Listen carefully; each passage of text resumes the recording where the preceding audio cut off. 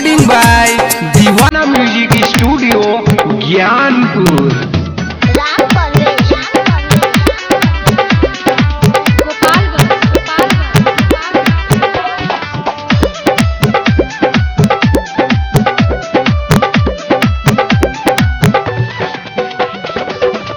मैया घरे आवतारी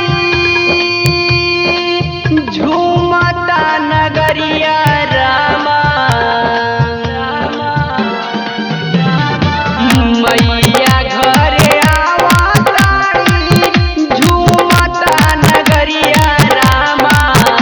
मैया घरे आवतारी झूमता नगरिया रामा।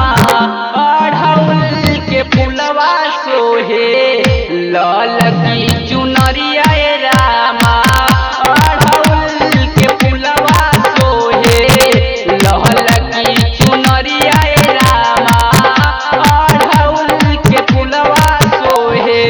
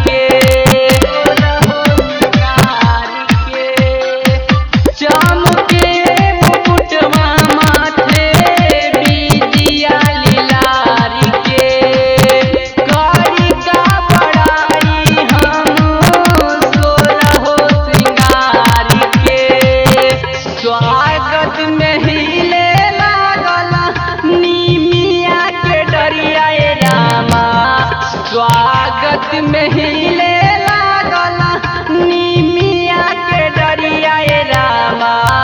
अढ़उल के फुलवा सोहे लाल की चुनरिया रामा।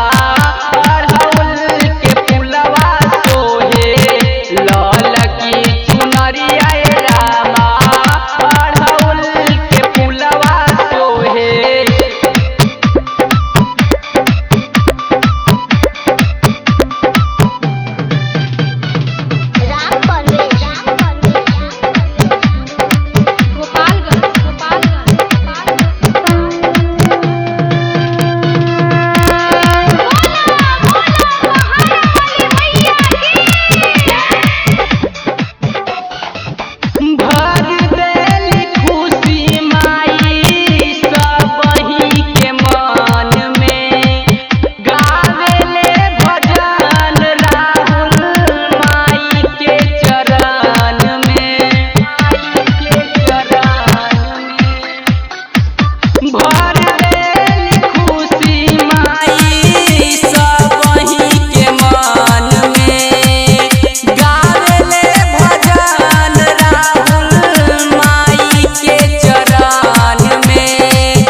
राइटर आशीष पदाया